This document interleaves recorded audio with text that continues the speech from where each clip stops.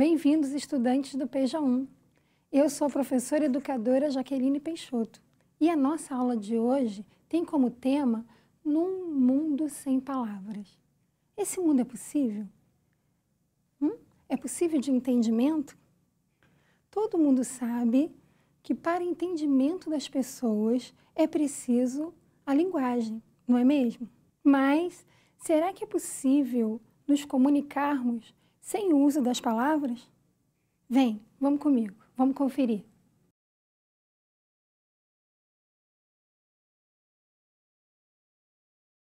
Vamos recordar? Olha lá. Comunicação. Comunicação é o processo de troca de informações entre um emissor, quem fala, e o receptor, quem ouve, quem escuta. Nesse processo, é o código a ser utilizado que deve ser entendido para ambas as pessoas. Isso é a mensagem. E quando nós observamos essa mensagem? Quando falamos com alguém, quando lemos um livro ou revista, estamos utilizando a palavra como código. Observe nosso segundo exemplo. É um texto, Autopsicografia, de Fernando Pessoa. Vou ler para vocês. O poeta é um fingidor. Finge tão completamente que chega a fingir que é dor, a dor que deveras sente. E os que leem o que escreve, na dor lida, sentem bem. Não as duas que ele teve, mas só a que eles não têm. Lindo, né? Note que Fernando Pessoa construiu o poema com a linguagem verbal. Isto é, ele usou as palavras para falar sobre as dores do poeta. Bom, verbal vem do latim verbum, que significa palavra. Por isso, a linguagem verbal é o uso da palavra na comunicação, seja na oralidade, falando, ou na escrita, construindo um texto ou lendo. Certamente, essa é a linguagem mais comum no nosso dia a dia. Se a linguagem verbal é o uso da palavra, se eu não usar as palavras, eu consigo me comunicar? Essa forma existe? Uma outra forma de comunicação que não é feita nem por sinais verbais nem pela escrita é a linguagem não verbal. Vamos conferir? Nesse caso, o código a ser utilizado é a simbologia. Quem não conhece essas carinhas? Essas figurinhas não verbais exprimem diferentes sentimentos e pensamentos nas redes sociais. E são marcadas pela agilidade na comunicação, por isso a utilizamos hoje. E uma única expressão dá conta de uma mensagem enorme. São muito bonitinhas, né? Elas são utilizadas muito para transmitir as expressões faciais. Eu trouxe aqui susto, desânimo e comportamento angelical. Mas nós não usamos só a linguagem não verbal em expressões. Ela também pode ser vista na pintura. Olha esses quadros. Flores, lindas, né? E esse céu estrelado, que é do Van Gogh. A própria pintura em si, ela tem um encantamento, ela passa uma mensagem que o pintor quis dizer e que vocês, enquanto receptores, todos nós, podemos interpretar, ok? Mas não existe só nas coisas e nos objetos a utilidade da linguagem não verbal.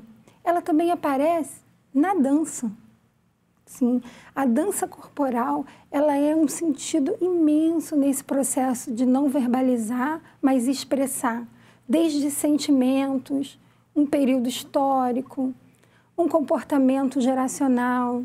Não é lindo? E, além da linguagem não verbal, na dança, nós também temos na postura corporal. Olha esse cartaz. Esse cartaz indica que não devemos sentar dessa forma, ocupando 2 assentos. Que interessante, né? Um único desenho, ele traduz uma mensagem. É essa a ideia da linguagem não verbal. Vamos lá. Outros exemplos. Ela também aparece nos desenhos. Ao contrário de que alguns pensam, a linguagem não verbal é muito utilizada e importante na vida das pessoas. A linguagem não verbal ela também é constituída por gestos. Um aceno de mão para dar tchau, para fazer pergunta. A linguagem de sinais. E acreditem no tom de voz. Sim, mas o tom de voz não é verbal? Sim, mas o tom de voz tem a maneira como você fala. E essa maneira traduz um formato. Você quer ver? Vou dar um exemplo. Quando uma pessoa diz de forma áspera, gritando e com uma expressão agressiva, que gosta de você, será que entendemos dessa forma? Claro que não, né? Então, ela também aparece nos sinais. Ó, proibido fumar, no semáforo. Se uma pessoa está dirigindo e vê que o sinal está vermelho, o que ela faz? Para, não é? Isso é uma linguagem não verbal porque ninguém falou ou estava escrito que ela deveria parar. Mas como ela conhece o símbolo, a simbologia utilizada, que é o sinal da luz vermelha, ela já é suficiente para ela entender que é para parar. Perfeito? Esses são apenas uns exemplos entre muitos para ilustrar a linguagem não verbal.